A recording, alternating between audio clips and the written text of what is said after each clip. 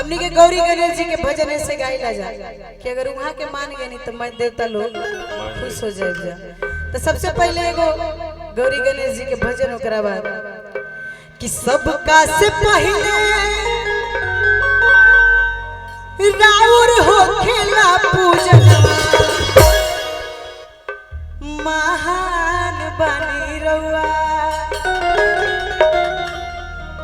महान बनी रउआ हे गौरी के लालनवा महान बनी रउआ। कहे के बाद कि सबका से पहले राउर हो खेला पूजनवा सबका से पहले राउर हो खेला पूजनवा सबका से पहले राउर हो खेला पूजनवा महान बनी रउआ महान बनी रउआ हे गौरी के लालनवा महान हे गौरी के लालनवा महान बनी रउआ हे गौरी के लालनवा महान बनी रउआ सबका से पहले राउर हो खेला पूजनवा सबका से पहले राउर हो खेला पूजनवा सबका से पहले राउर हो खेला पूजनवा महान बनी रउआ महान बनी रउआ हे गौरी के लालनवा महान बनी रउआ हे गौरी के लालनवा महान बनी रउआ हे गौरी के लालनवा महान बनी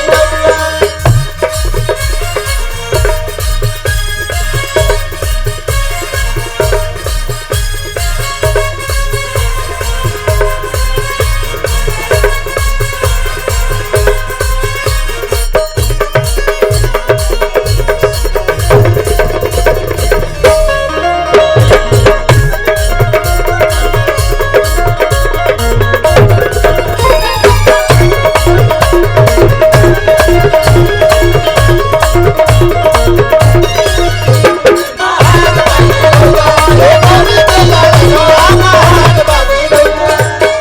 और हमने के बीच में रेनू अपना पूरे टीम के संग ऊपर से रेनू बंसल। भैया थोड़ा सा वोकल उठाइए ना थोड़ा सा वोकल बढ़ाइए आगे मॉनिटर में उठा दो। हाँ मॉनिटर में उठाइए ना थोड़ा सा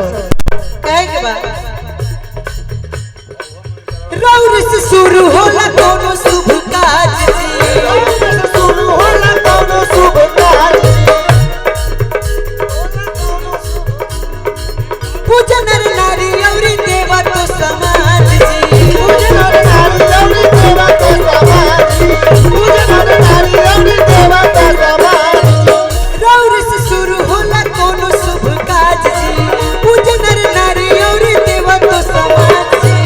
विघ्न हरेले सब जानेला जहानवा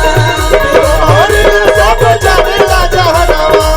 विघ्न हरेले सब जानेला जहानवा महान बनी रउआ महान बनी रउआ हे गौरी के लालनवा महान बनी रउआ हे गौरी के लालनवा महान बनी रउआ हे गौरी के लालनवा महान बनी रउआ।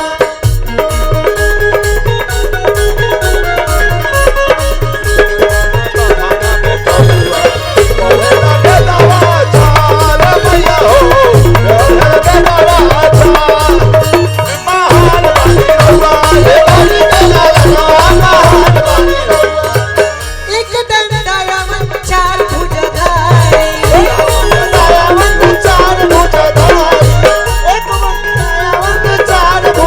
घर घर घूमी के मुसवे सवारी